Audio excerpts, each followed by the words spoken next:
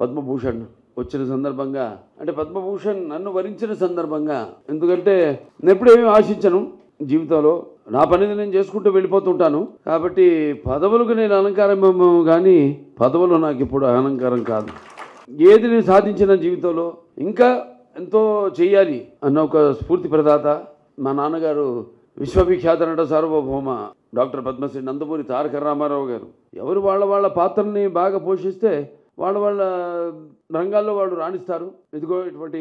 పద్మశ్రీలు కానివ్వండి పద్మభూషణ్లు కానివ్వండి పద్మవిభూషణ్లు కానివ్వండి లేకపోతే గ్యాలంటరీ అవార్డ్స్ కానివ్వండి అవి వెతుక్కుంటూ వస్తాయి వెనకాలే ఇందాక మాటల్లో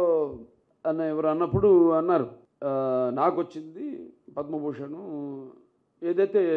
మీకు దూరంగా ఉందో అంటే ఇవాళ నాకు వచ్చింది ఇవాళ మీ అందరికి వచ్చినట్టే నేను భావిస్తాను దేనికి ఆశించకుండా ప్రతిఫల ఆపేక్ష లేకుండా మన వంతు మన పని నిబద్ధతతో ఒక క్రమశిక్షణతో పట్టుదలతో సరైన దారిలో మనకి ఏదైతే సమాజం ఇచ్చిందో దానికి ప్రతిఫలంగా సొంత లాభం కొంత మానుకుని అన్నట్టు సమాజానికి ఉపయోగపడితే ఏదన్నా మనం సాధించవచ్చు చాలా మంది అంటున్నారు ఇది ఇంతకుముందే రావాల్సిందని పద్మభూషణ్ వాడు చెప్తాను నేను ఎప్పుడు ఆధ్యాత్మిక చింతనలో ఉంటాను పూజలు ఎక్కువ చేస్తుంటాను పూజ అంతవరకే ఆ తర్వాత నా వృత్తి నా ఆలోచనలు అదే నాకు దైవం అది యాదృచ్ఛికమో కాకతాళీయమో నాన్నగారి 100వ జయంతి సందర్భంగా పూర్తయింది మొన్ననే తర్వాత ఆయన 75 సంవత్సరాలు చలనచిత్ర పరిశ్రమకు అడుగిడిన సందర్భంగా మొదటి సినిమా మన దేశం విడుదలైంది నేను 50 సంవత్సరాలు ఇండస్ట్రీలో పూర్తి చేసుకోవడం అలాగే నేను మూడోసారి మళ్ళీ ఎమ్మెల్యేగా హిందూపూర్ నుంచి గెలవడం అలాగే సినిమా రంగంలో నా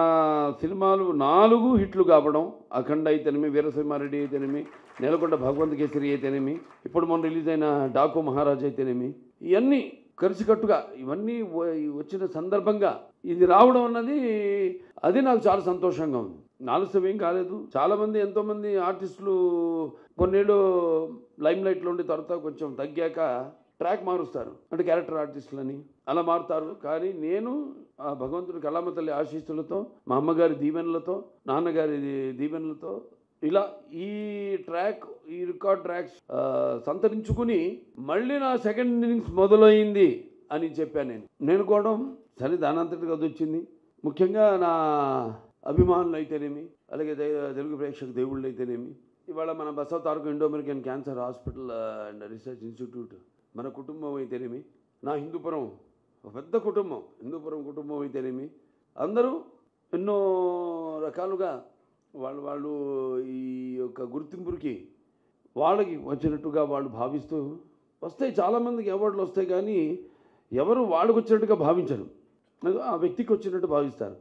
నాకు వచ్చిందంటే ఇవాళ యావత్ నేను చెప్పిన అందరూ వాళ్ళకు వచ్చినట్టుగా భావించడం అంటే వేల లక్షల కోట్ల మందిని కుటుంబ సభ్యుల్ని పొందడం అంటే అది ఏ జన్మ అనుబంధమో ఏ రుణానుబంధమో ఏ విడదీయలేని అనుబంధమో కదా అని నాకు అనిపిస్తూ ఉంటుంది